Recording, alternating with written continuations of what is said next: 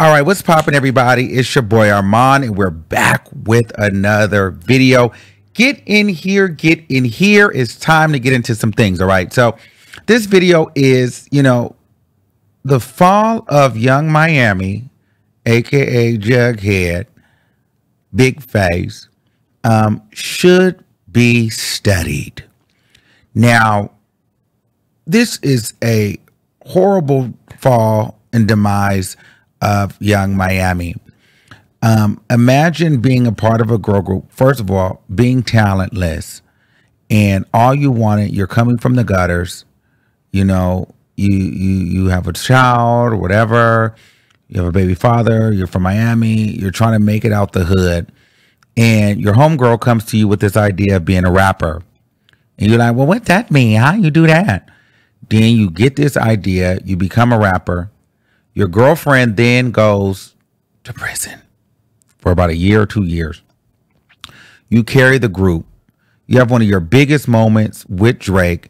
You're the city girls. You're this ratchet, funky, Miami, Trina meets Kaya vibe. And you are fresh on the scene.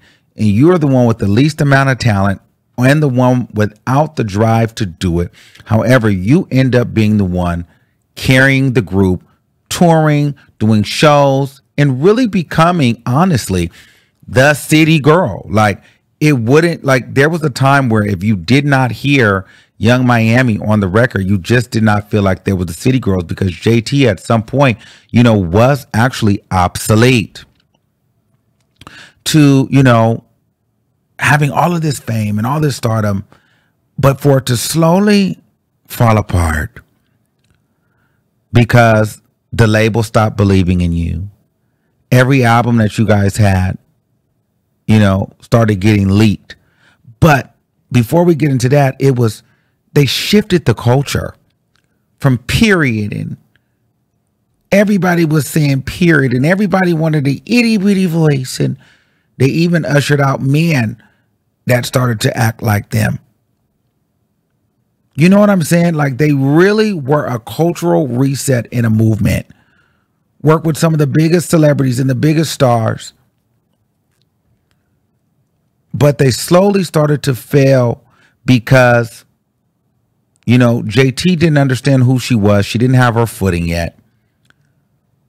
My Young Miami tweets would come out about her saying very homophobic slurs and things about gay people. Then the management team, the label, would be leaking, the albums, and it would just be a mess. So they never were able to get the numbers accounted for the way that they should, so it never really charted in a way that it probably could have.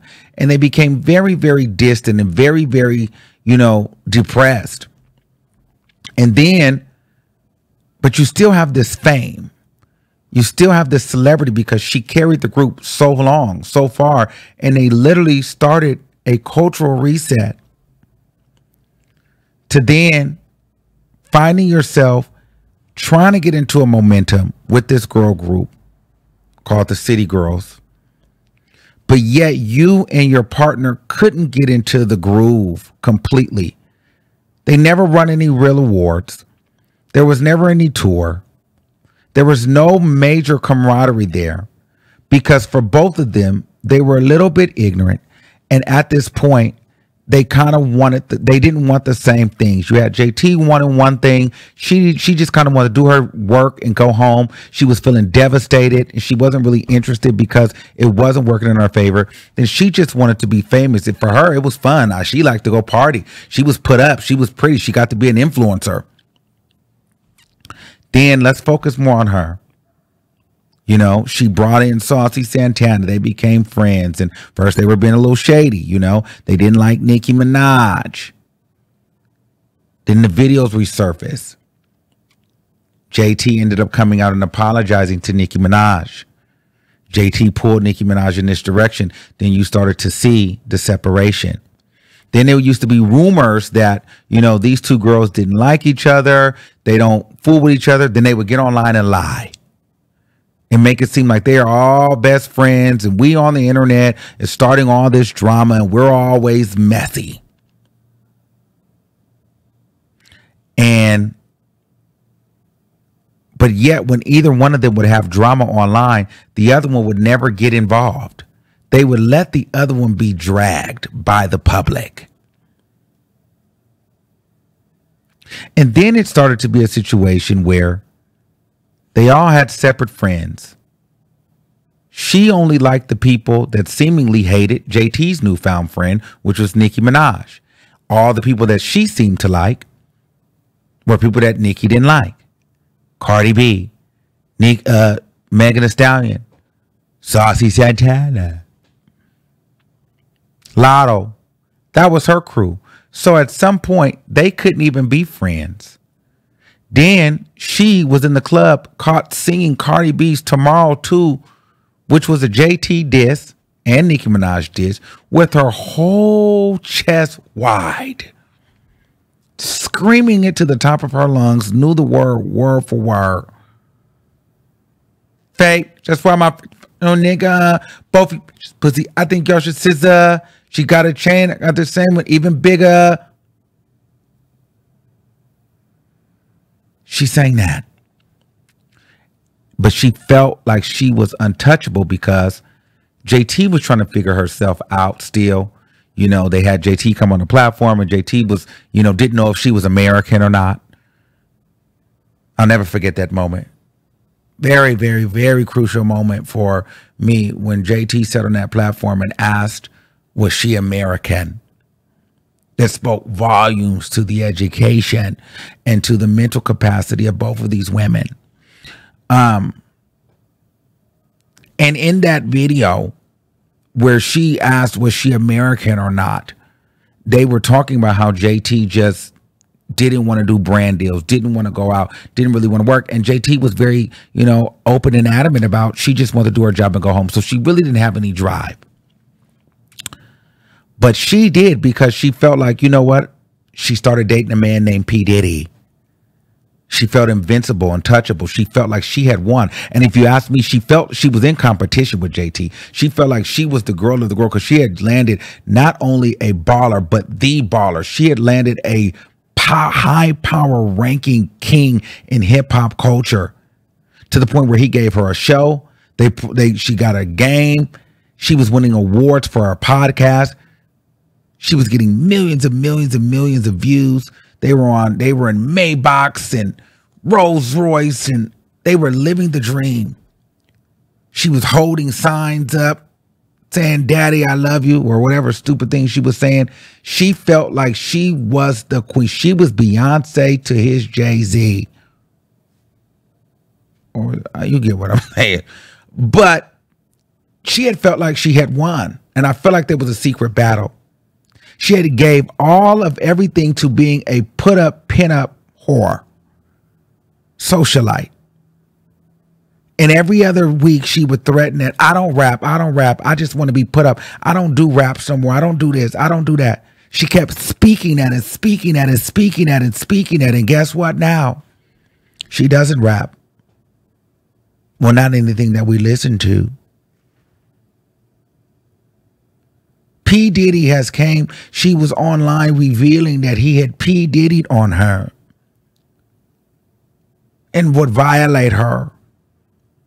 And she would be with it. They would be on all kind of freak offs, and they'd be all kind of wherewithal and Warhol and just doing it all for the sake of it all. And she felt like it was okay, and she would deal with any and every spirit because she had felt finally seen and chosen. And when his world all came crashing down, and because she was worthless in herself and in her spirit and devalued herself and was in competition with her friend, she gave it all to him. And when he came falling down like a London bridge, so did she. Everything started to fall apart. The music, the group, they weren't even promoting anymore. They sold 6,000 copies. One of the biggest female rap girl groups that have hit the airways. In 2024, the City Girls are a complete travesty, train wreck, flop. Now the girls are fighting each other. JT has finally found her footing and stepping out into her solo. She felt like she would never need to rap. She had the show. She was the Black Oprah. She had the game. She shit on people, told people they were beneath her, said people were worthless. And now she's online crying and begging people to leave her alone and stay out of her business because she uses social media to promote her stuff. Mind you, this woman even thought she had a TV show coming out. Word on the curb is that it was supposed to be on VH1 allegedly. But VH1 said, hey, we're going to have to pull this show for now because we don't need the controversy and the backlash of you being attached to P. Diddy. So at this point, we don't even know if her show is ever going to come out. Yams. The preview, the trailer and stuff was supposed to come out in March. But at this point, I'm hearing on the streets that they have pushed the show back and put the show on ice to the point to where they don't even know if the show is ever coming out because she sold her soul to the fame because she was too lazy to get a job and work. She wanted to be a put-up whore. And so what ended up happening is when he fell, she fell, and everything around her started to crumble. And because JT did not get mixed in that, she's able to soar. But a lot of that comes from jealousy and envy. She did all this out of spite as well, from my opinion. And she thought she was better than her friend. And she thought she was better than people. And she thought that she couldn't be touched. And she got humbled in a very nasty way. But see, you couldn't possibly respect yourself being with a 50-year-old man and you 20-something years old and letting him have babies on you after he pissed on you.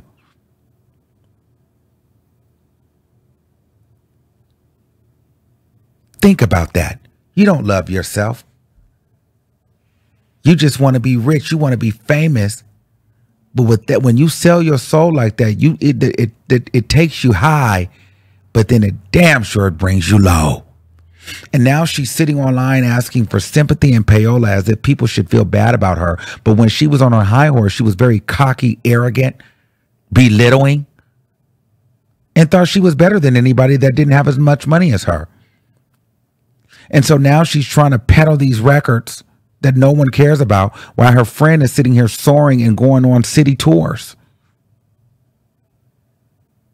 And so I just think that people should study the downfall of Krisha, please. And understand that you do not want to be her. And all that glitters isn't gold. Sometimes it's just piss. Now, let me know what you guys think in the comments below. Are you feeling bad for her? Are you here for her? Until next time, keep that same energy, and I'll see you soon. Peace out.